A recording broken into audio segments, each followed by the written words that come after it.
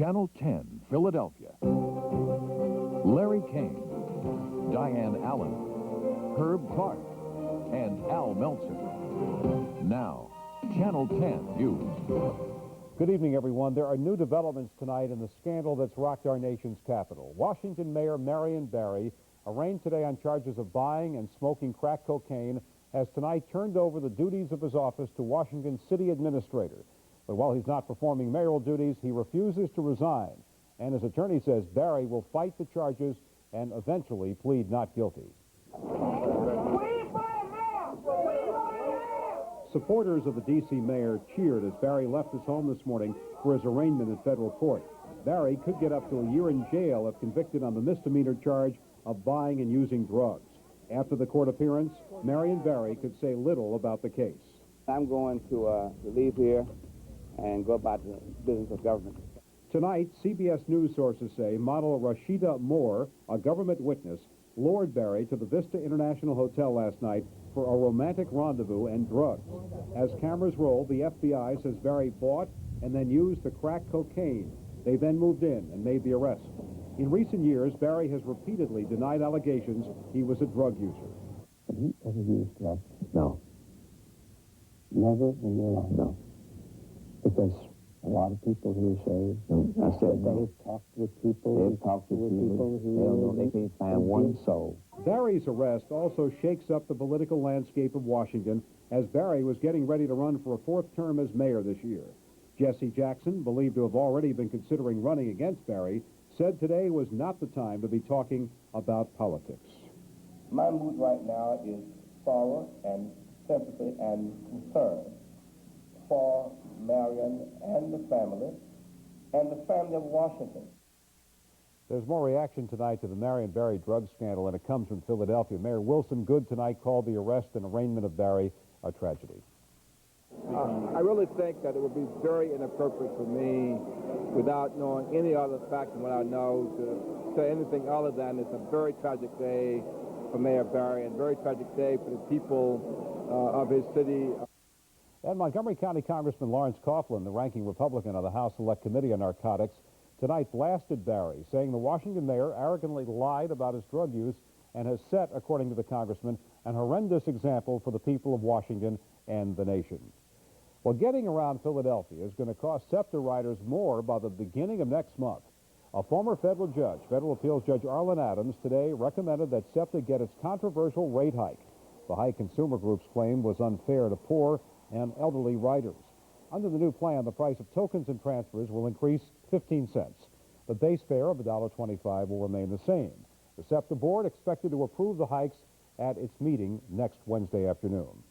Well, Harrisburg was the scene of a big matchup today between Governor Casey, Philadelphia Mayor Wilson Goode, and the owners of the 76ers and the Flyers. And you know what the subject was. The governor and mayor trying to convince both teams not to leave Philadelphia for South Jersey.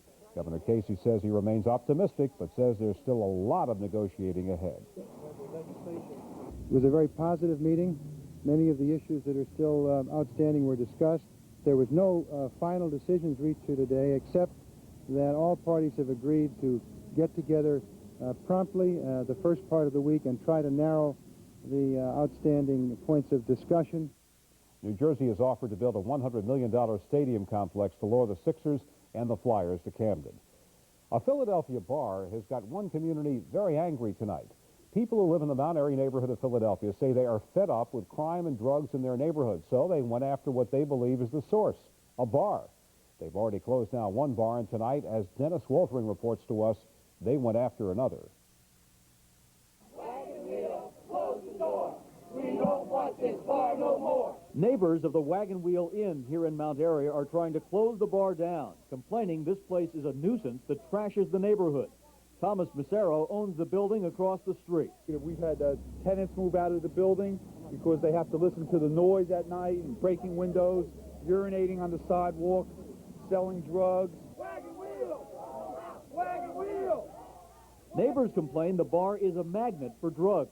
And Marion Brown says that's dangerous for kids in the preschool she runs a couple blocks away. We go out for a walk with the children, And the kids look and they say, look, crack vials, crack vials. Look, here's a full one. Look, a lot of them over here. Neighborhood organizers say they've tried to get the owners of the bar to deal with the problems, but without success. They say this seems to be the only thing that works. In fact, tonight, when these people came out here and started chanting, the bar closed down. The manager saying it's bad for business. It's upsetting to my customers. You know, how are we going to make money like this? There's too many of them out here at a time. Can you understand why they're upset Right, if people are urinating on their lawns? Of course I understand. I live around here. Drugs around here? Well, I can't comment to that. Early last month, the neighbors went to court in an effort to close down this bar and the Kent Tavern down the street. The owner of the Kent closed up for good and moved out even before the court acted. The pressure from our community forced them out. Jim Adams says the neighbors will go back to court against the Wagon Wheel later this month, and he promises these people will keep up the pressure until the owner of the Wagon Wheel closes down for good. Dennis Woltering, Channel 10 News, update. A big turn of events tonight from the R.J. Reynolds Tobacco Company. The company says it's canceling its plans to test market Uptown cigarettes in Philadelphia. Earlier this week, U.S. Health Secretary Louis Sullivan condemned the company's plans to market the new cigarette aimed at black smokers.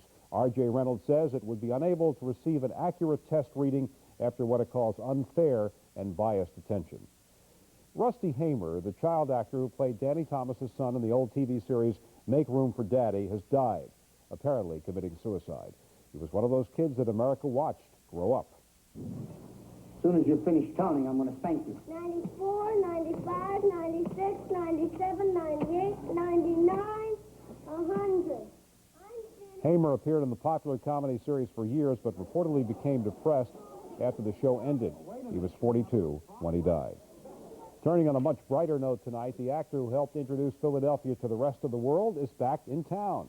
Sylvester Stallone is here to film his new movie, Rocky V, and Bonnie Keller went on location today to see how this Rocky movie is shaping up.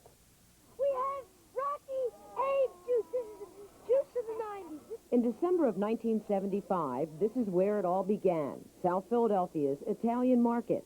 It's where Sylvester Stallone made Rocky a household name, and Philadelphia made it on the map for movie makers. Today, Rocky ran down the same South Philadelphia street he ran down 15 years ago and practiced for that long climb up the steps of the Art Museum. This particular place, of all the locations in Philadelphia, here's this fighter from Fishtown. Where would he go? To a museum. I mean, it was really interesting. It's got a good script. It's real good. And it took my dad a long time to write it, so he took a lot of time and effort to do the screenplay.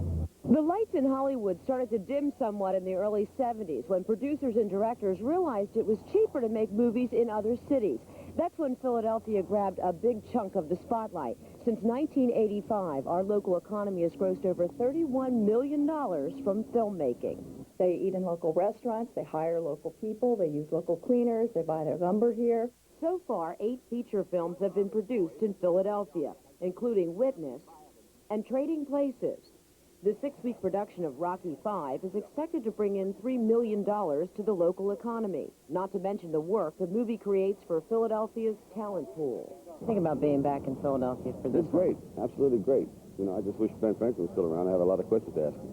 Bonnie Keller, Channel 10 News, update. Still ahead tonight in the Channel 10 News update, a first in Philadelphia, the Mayor's Arts and Culture Awards, and an important Herb Denenberg report. Are the underground storage tanks of many gas stations ticking time bombs waiting to explode? I'm Herb Denenberg, and that report is coming up.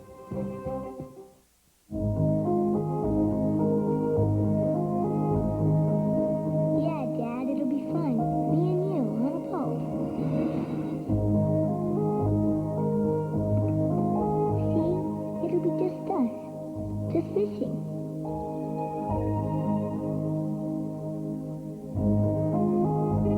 Marcia, do I have anything on next week's schedule that can't be postponed? No. Good.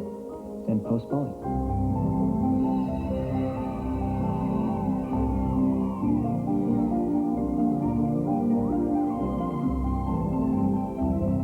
Hey, it's one fishing hat, one fishing vest, complete with daredevil lures.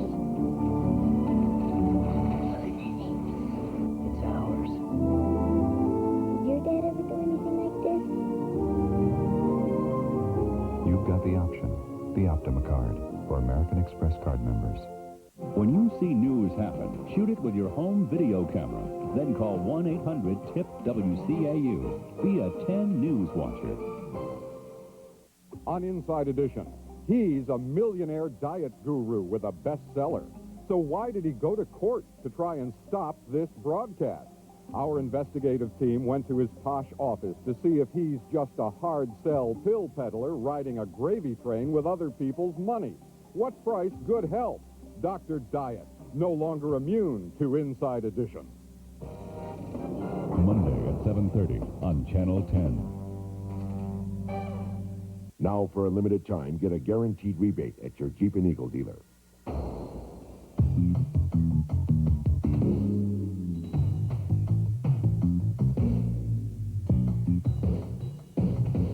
If the rebate increases on your eligible vehicle after January 31st, you'll get a check for the difference from the Chrysler Corporation.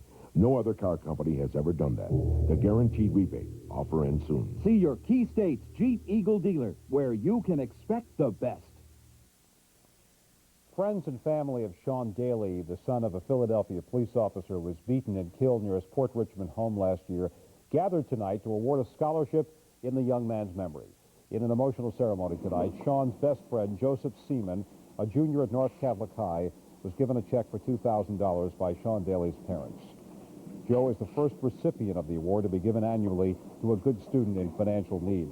The chapel at North Catholic was also rededicated tonight in memory of Sean Daly. More fuel tonight for New Jersey Governor Jim Florio and his promise to get rid of the Joint Underwriting Association. That's the insurance pool for high-risk drivers. Today, officials of the JUA asked to raise their surcharges by $68 a year per driver. Florio says the JUA must go, and on Monday, he goes before a special legislative session to outline his plan to reduce auto insurance rates.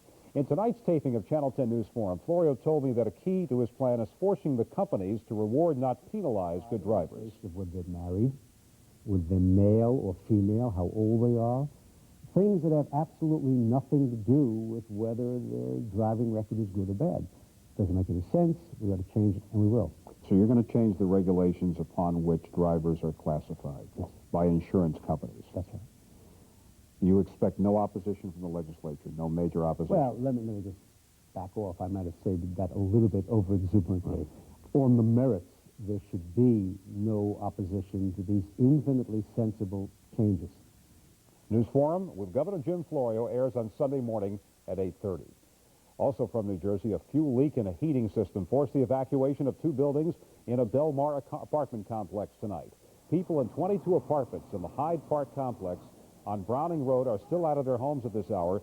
Police say more than 200 gallons of diesel fuel spilled out of the heating system into the 2 buildings. The cleanup is expected to take hours. Some residents may not be able to return to their homes until tomorrow afternoon. It is leaks from underground gas tanks that are raising new concerns tonight. For years, the government has taken steps to prevent underground gas tanks from leaking, but tonight Herb Denenberg finds that the service station in your neighborhood may be sitting on a tank system with a defective part that's likely to cause a dangerous leak. Until last summer, this was a prosperous gas station in Horsham Township. But then, an underground gas storage tank system sprang a leak, contaminating groundwater in the area and causing an economic disaster for the station owners. The cost of the cleanup can run about $100,000 to $1 million. The cost of the tank farm can run about $150,000 or more. So Larry Glemser drained the tank and now does only auto repairs. But the 1,600 gallons at least contaminated the well water which serves this house in an area relying only on well water. 2 gallons of gasoline can contaminate 2 million gallons of groundwater. So the pollution potential of 1,600 gallons of gasoline is enormous. Bunch of brothers, Larry. Glemser bought his station from ARCO in 1976 and blames them for the installation of the tank system, which includes a rubber connector hose. Here's part of the actual rubber hose used by ARCO. It's called a flex connector and connects the underground tank to the gasoline pump. Over time, it simply deteriorated and finally started to leak. ARCO could not tell us how many they installed. and how many are still in use.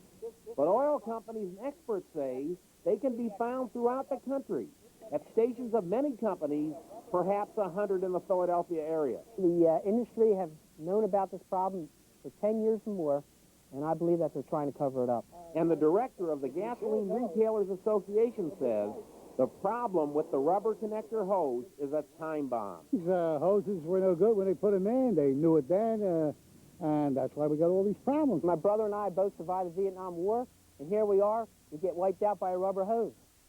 ARCO told us that they had no responsibility to inform Glemser of the problem with the connector hose, as it was well known and it was reported in the trade press. Herb Denenberg, Channel 10 News Update. Up next, Herb with a weekend forecast, and get ready for a so-so weekend. We'll find out.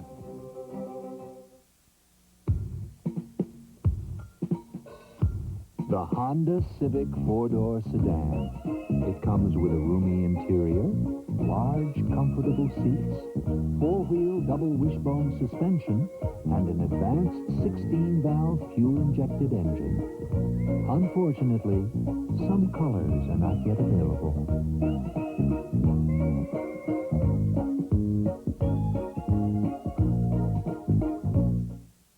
I can't believe it either, Marge, but it looks to me like they're gone. You know, that sign wasn't up there for more than a couple, 3 days. And bingo. According to next door, they got top dollar, too. Really? I've never seen a house move so fast. I've never seen a real estate outfit move so fast. Call your nearest Prudential Real Estate office today and put the power of the rock to work for you. The Prudential, you know us. We know real estate.